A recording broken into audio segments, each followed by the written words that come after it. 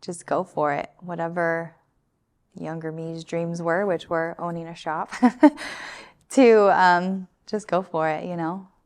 The worst that can happen is that it doesn't work or that you just have to have bumps along the way, but to always follow your passion. Hello everyone, Jairo Parra here, host of the Small Guy on Main Street YouTube and podcast channel. Hope you all doing great. We are finishing off season 2, coming up to the last two interviews of season 2. Thank you very much for those who have watched. For those who haven't, what is taking you so long, please get this message. But please share, subscribe, comment, super like, right? Triple tap that like. Soon, just giving you guys a heads up. Soon I will be bringing out episode about me, right? Hopefully, um, you may get to know me a little bit better, know where I'm coming from, what I'm doing. If you can't wait for that, you could listen to the podcast episode where I am discussing that. Season 1, take a listen, please. That it gives you guys an insight of where where I'm coming from, what is this about, what is the mission. But thank you for your time, thank you for being here, thank you for you know any interaction, any feedback you may give me. Thank you, much love, continue hustling, and let's get right into the interview. Thank you all. Hello, everyone, and thank you again for tuning in to another episode of The Small Guy on Main Street.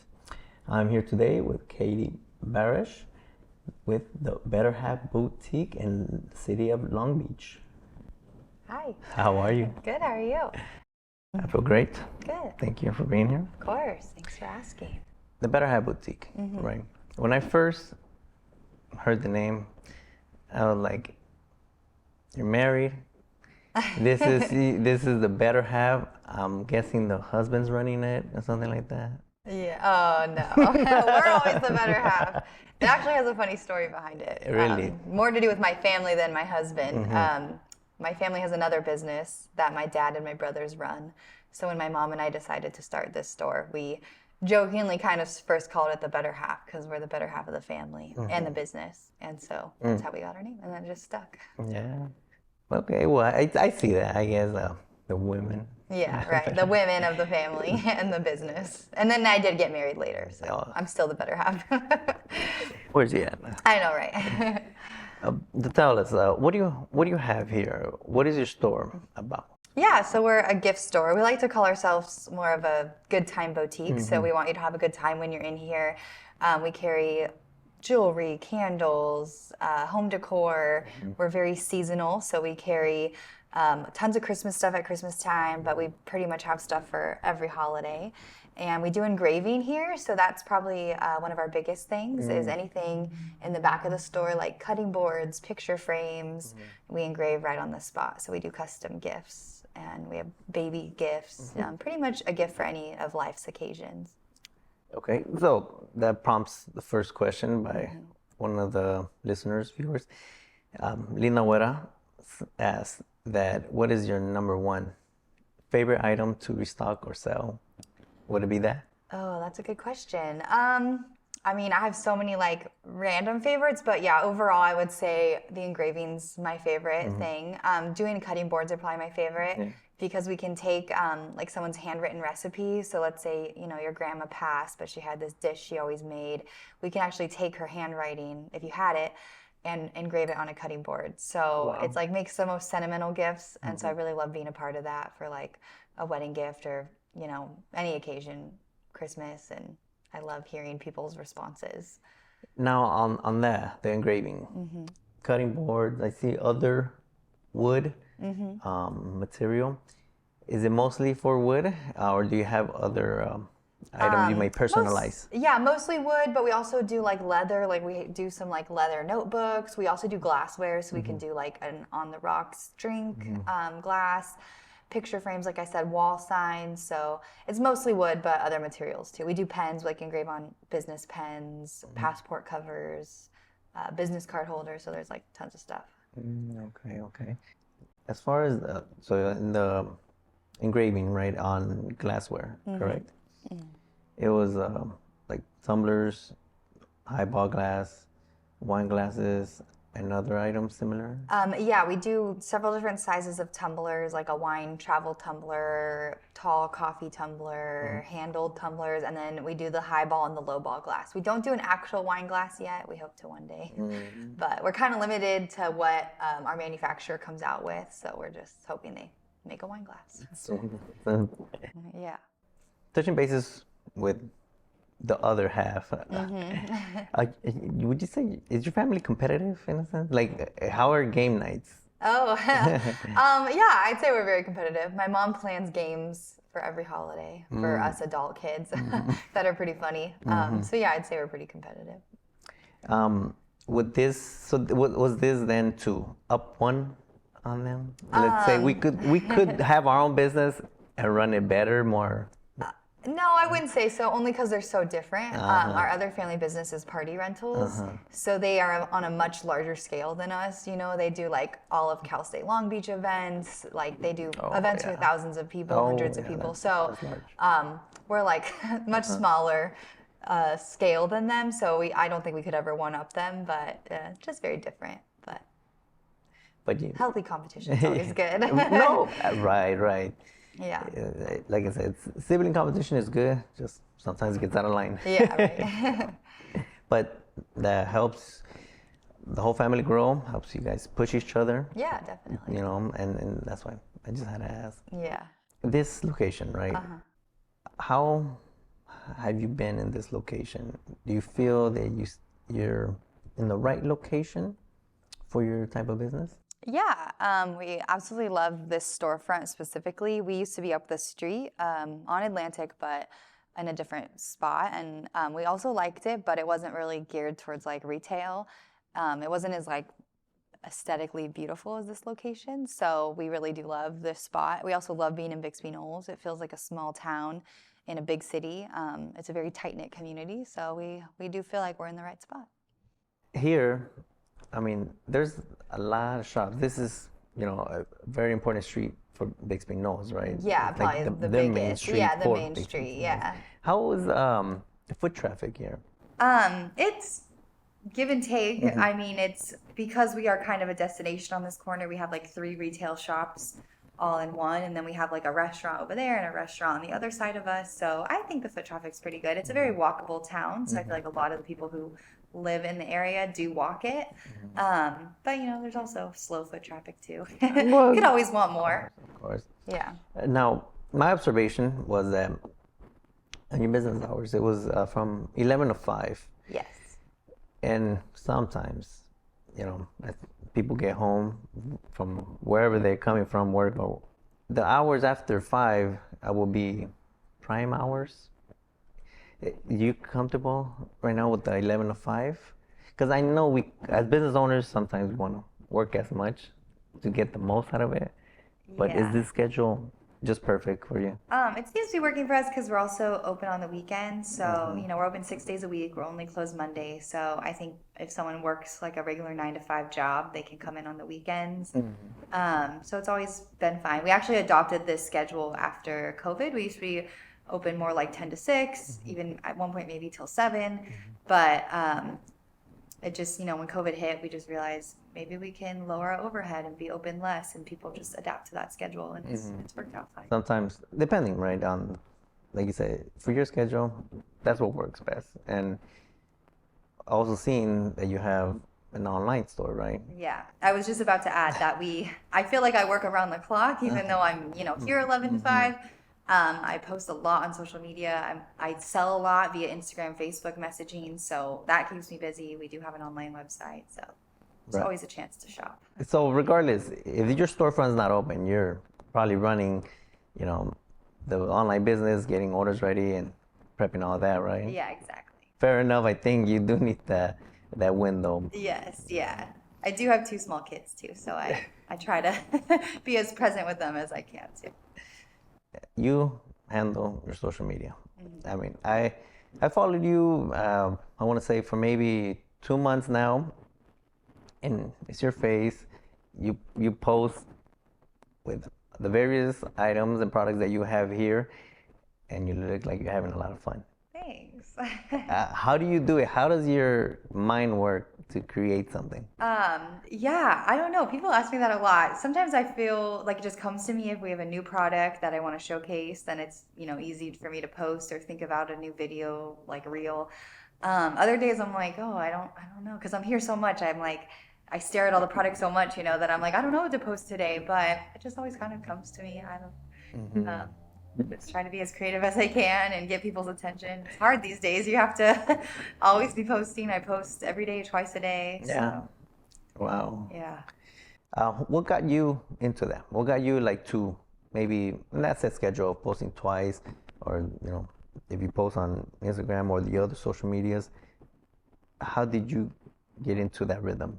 Yeah, I don't know how I ended up at twice. I almost think that that's like the bare minimum I set for myself. Okay. Like I used to be once a day, and then Instagram stories got popular. So then I would post a lot more than once a day on the stories, and it's just finding, I think, what our like followers want and like. I don't want to be annoying and post too much, but I want like a happy medium. I want to always show new products. So it just kind of landed on twice a day. Sometimes it's once if I'm really busy. Sometimes it's more if I have a lot I want to tell people. So, but I just try to keep it like at that twice a day. Okay. It keeps me motivated too. Like if I've only posted once, I'm like, okay, let's do another post for today.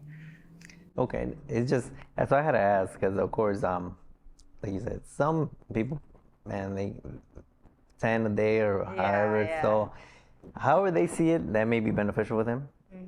That's great. But you think about it, and it's a lot of work.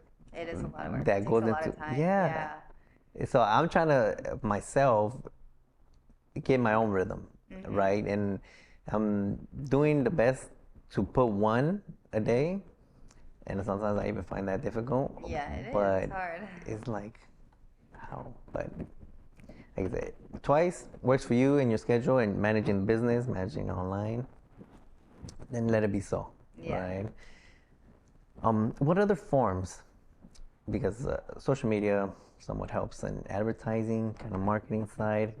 Put your business out there. Any other form of business marketing that you have used? Yeah, we've like advertised in local magazines over the years. Like one's called the 908 magazines. That's our zip code here in Long Beach. So we advertise with them. We've advertised with different travel magazines before, local, like one's just to Bixby Knolls called Bixby Neighbors. So we've also in the past, like when we moved over here, like actually get flyers distributed to like the local people. So it's actually something physical at their front door.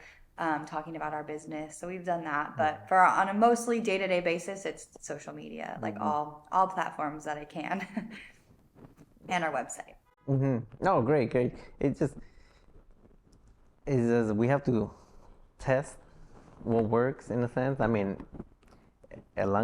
sometimes we feel okay, we need to do this, we need to do that, and we don't really know. But I guess you will determine, you will find out what works best for you. Yeah. As if somebody else has a different business, it might not go the same direction you will go, right? Yeah, businesses are always different for sure. Yeah. You opened up about May 2015, Correct. right? Yeah. How was that?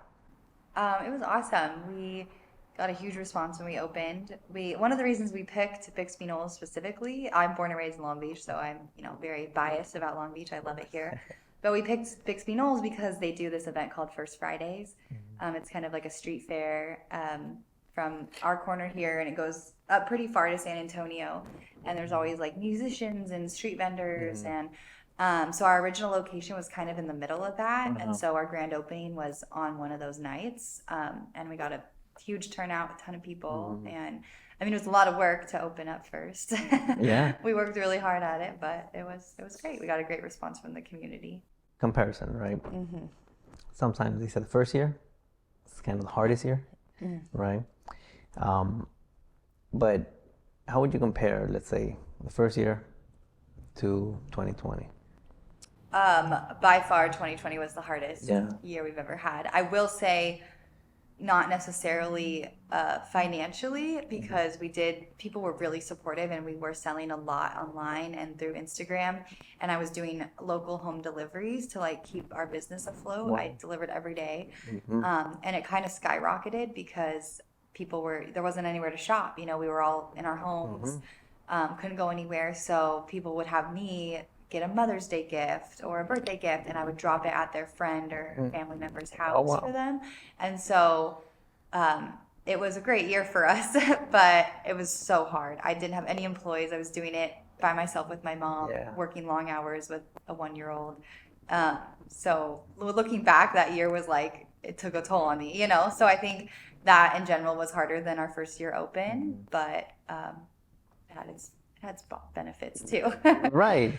But okay, so something you didn't do before, but you had to stay afloat was deliveries. Yeah. That was a big plus. How did you come up with that? How did you see like, let me do this? Well, you know, that first, like, what was it, middle of March 2020, when we all had to shut our doors, I was like, I don't know what to do. Like, is my business going to fail? We're such an in-person business. And then I think a couple customers would be like, oh, well, what do you have for Easter? Because Easter was like right around the corner. And then I started making Easter baskets, and I would send people videos of options. And I literally made like hundreds of Easter baskets for people because, again, they couldn't go anywhere. And so then I would say, well, if you're local within 10 miles of here, I'll just drop it off for you at your doorstep. That way you don't have to leave your house. A lot of people were working from home or also teaching their kids from home. So a lot of people were stuck at home. So it developed on its own, basically. It was like a pivot I made in the business that I never thought I'd have to, but it worked really well. Would you go, let's say, all deliveries at 6 o'clock, or would you go when they order it, drive up to the location? I would be in the shop basically all day, like messaging people, like gathering all the orders, taking payment, getting everything ready. And then at the end of the day, I would like go out and deliver them. And it got so big that I actually like needed help. Like my dad helped me deliver, my 2 brothers, because their party rental business was completely shut down because no one could have parties. So like they helped me sometimes because it was kind of getting like too big for me to handle on my own. And so, yeah, but they would all be at the end of the day or like the next day. Wow. Yeah. Now, no deliveries. No, I still will do You it. still do it? Yeah. Okay. Yeah, I usually offer it every Thursday of the week just because I have additional help here at the shop on Thursdays. So it relieves me and I can go out and deliver. I still get some deliveries, and I wouldn't say it's not anywhere near what it was in 2020 because, everyone's back out in the world. But I still offer it because I'm like, I like helping people. So if someone is stuck behind their computer all day or with their kids all day or at a job that they can't get in here, I'm like, I'll deliver it to you for you. So another listener is a business, is FAT Vegan Cakes, pronounced Fat Vegan Cakes. So how does it feel to reach 8 years being in business? It feels really good, actually. Part of me can't believe it. I'm really now just excited to get to 10 because I feel like that'll be a huge milestone. But time flies. I was only 24 when this started, and all of my major life milestones have happened while owning this business, like getting engaged, getting married, having my 2 kids. So, this shop is literally a part of all of that to me. It's a part of my makeup now of my life. So it's awesome. It feels great. Like you said, you have grown with this business, and the business has grown with you. Exactly. Right. Wow. You heard the statistic. Many businesses don't make it from 3, 4 years, and 5 years. And you surpassed that. Yeah. And I think your 3rd year, or no, 15. Oh no, right about your 5th year was 2020. Yeah, we celebrated our 5th anniversary while we were shut down. We delivered cupcakes to all the customers. Yeah. So we got creative with how, because we always have a big celebration when it's our anniversary. So, yeah. That's super great. Congrats on that. Thank you. Like you said, nobody expected 2020 to be as bad as it was. Yeah. For your store, because you deal with people coming in and they like to see things firsthand, and compare and visualize it in person. That's something that pushed you just mentally. Yeah, definitely. Besides that, right? Besides that year, which was probably difficult. Any other occasions that you may have, I'm not gonna say trouble sleeping, but maybe kept you up at night, just in general running a business?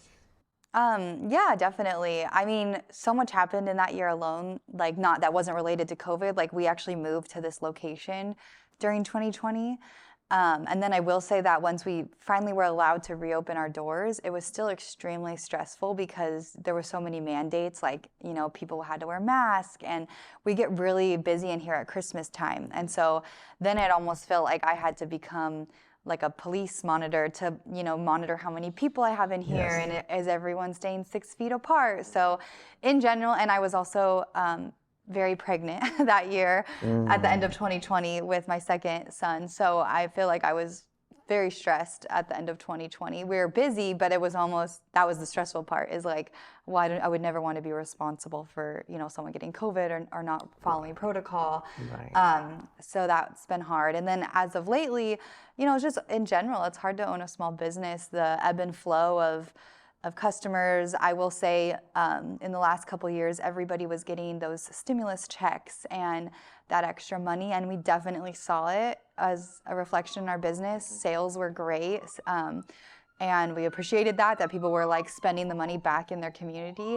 But now that, you know, we're kind of in a bit of a recession and people aren't getting that money anymore, we definitely feel it here. It's been a little quieter than 2020 and 2021. And 2022, I guess. So there's lots of stuff that keep me up at night that just take it day by day. Yeah, of course. Trying to constantly grow.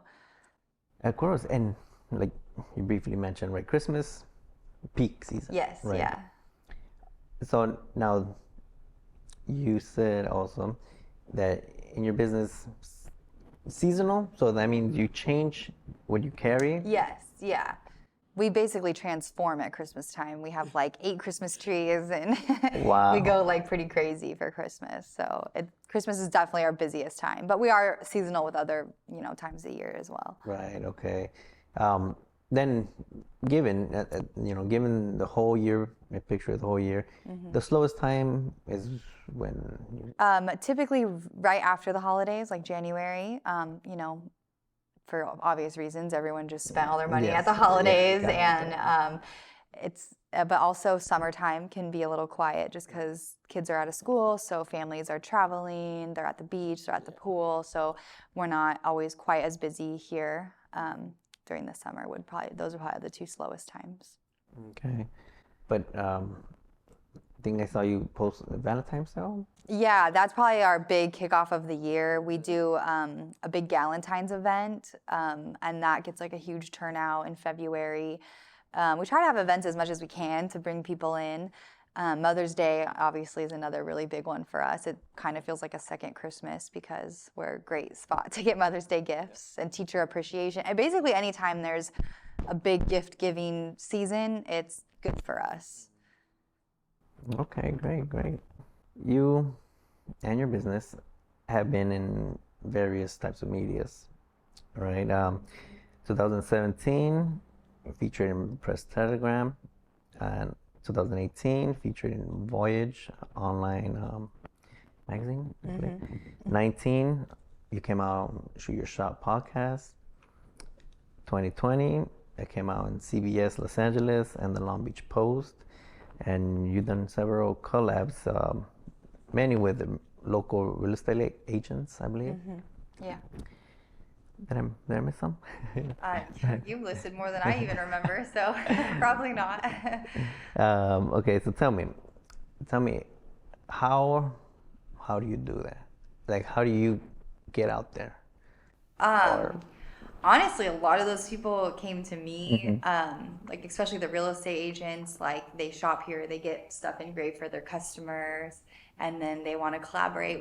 We collaborate with one real estate agent, like they promote Santa, or we have Santa every year, and they co-do it with us. So I don't know, just always having ideas, always trying to get ourselves out there. Sometimes I've reached out to other people, but a lot of times, like all those magazines you mentioned and Long Beach Post and stuff, they just heard about us and came to us. Okay. Well, okay. Let me ask this way, right? When I messaged you, it seemed like you didn't hesitate to say yes. It was quick. When I asked to today, it seemed relatively quick. So, what is the mindset that you're just more willing? Yeah, I also think free marketing, any marketing is great, especially if it's free. So I just thought, okay, he doesn't want to charge anything, and so I like the concept behind it, and so why not? As long as I'm available and have the time to fit it in to any marketing you can get out. Word of mouth and getting your business out there is the best thing to do. Right, right. Of course, it's always publicity, right? I mean, sometimes they say any publicity is good publicity. Yeah, Well, I know, right? hopefully, it's good publicity. Yeah, exactly. You seem very open. Like, have you done public speaking or anything in that sense? No, not really. I mean, I held like a lot of leadership positions in college and like I was in a sorority, but I was on like the board. I'm in a couple of boards now for various things. So I've always like had, various, like I said, leadership roles, but I would not call myself a public speaker or anything. I just try to be as open and comfortable as possible, Right. not overthink it. That plays very well for you. Yeah, thank Very you. well. Is there something you think I missed about you or perhaps your business that you would like to bring up? I don't think so. I mean, I think what you're doing is so amazing, like helping small businesses, because I think a lot of people don't realize like the impact it makes to shop at a small business versus, just ordering it on Amazon or going to Target. Don't get me wrong, I shop at those places too, but if I know I can get the item from a small business, I do it. And literally every purchase counts with us, like big or small. So I guess just getting that out there that, you're making an impact with small businesses, so that's appreciated. And just anybody who supports small businesses is really amazing. Shop local, Yes. shop in your community. Exactly. Yeah, I think a lot of people realize, but maybe not enough, how important it is to put your money back into your community instead of, again, Amazon or the big people, because it really matters to shop in the community you live and support that community. Now, I know I didn't touch much on it, but just so the viewers and the guests, listeners, you also, your mom's also involved in the business, right? You had mentioned. She is, yeah. She is. But is it still the decision-making process, let's say this, when you guys are buying products, how much of either both, or how much effort or how much of you do you put into buying or choosing which products you have? Yeah, I mean, 100%. We do it together. We go to gift shows together. We do all of our ordering together, and I think that really helps the dynamic of our store to have like my age group, her age group. There's something for everybody. But then, she also completely trusts me if I say, Mom, I have to order this brand. It's, so cute or it's perfect. She just says, okay, order it. And same with her. She orders what she wants and what she thinks really, we just have that trust. But yeah, we put our heart and soul into everything in here. We personally ordered either together or separate, and we set up all the displays ourselves, me and her. So, who do you admire or follow that influences your business mentality? Well, as a person, I would definitely say my mom, because she's a really amazing entrepreneur. With the 2 family businesses we have, she has been running since she was a single mom, and then my stepdad got brought into the mix. So I highly admire her and all the hats she wears. She's constantly balancing so much business, and I'd love to be like her one day and having multiple businesses and multiple entrepreneur opportunities like she does. So gotta throw out her. And then a business, I definitely would say I highly admire my next door neighbor. She's called And Then. We share an address, but she's right next door. But she has a crazy amount of followers on Instagram and a really good online business.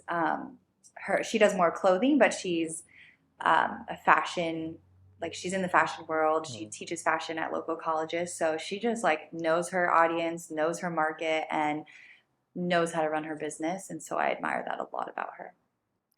Good thing she's your neighbor. I know, She's your right? neighbor.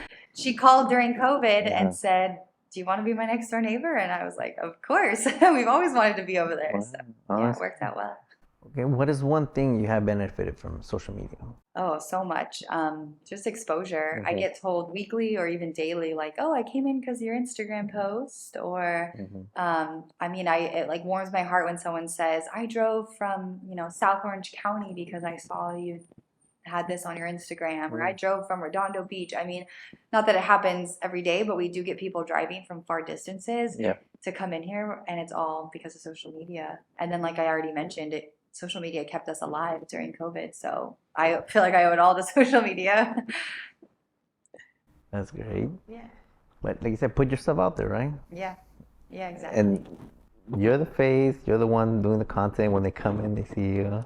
Yes. Which is great. Yeah. It's hard to put yourself out there and put your face on social media, but you just kind of have to. People like it. They like being able to feel comfortable with your business. Yeah. Great. Any books, articles, or quotes that you recently came across and you'd like to share? I've been reading a book called Atomic Habits. I don't know if you've heard of it, Yes. but I think it's great for all aspects of your life. I haven't finished it yet, so I'll get back to you. But in my personal life and my business life, learning a lot of great things. Okay, yeah. That's on my list for sure. That one is on my list, but I haven't got to it. I definitely should read it. How would you define wealth? Gosh, I think there's so many definitions. I don't think, obviously, first thing that comes to mind is money, but I don't think having all the money in the world makes your life wealthy. Like, I think there's so much more that family, having a healthy personal life, being happy with your job, it's like you have to work for so many years of your life that you want to enjoy it and be happy with it. So I think there's so many things that can make up wealth. Okay. What advice would you give a younger you, and maybe more in the business perspective? I would just say to just go for it. Whatever younger me's dreams were, which were owning a shop, to just go for it, The worst that can happen is that it doesn't work or that you just have to have bumps along the way, but to always follow your passion. Yeah. Okay. Which do you choose? Coffee or tequila? Oh, well, what time of day is it? I guess any given time of day. I mean, on a daily basis, definitely have to have coffee, but I do love tequila. I love a good margarita, so. And too bad my mom isn't here. She loves tequila. Oh, man. She would probably say tequila. But okay, so coffee in the morning, tequila at night, maybe. Yes. That's great. Okay, well, okay, everybody. Well, thank you for tuning in.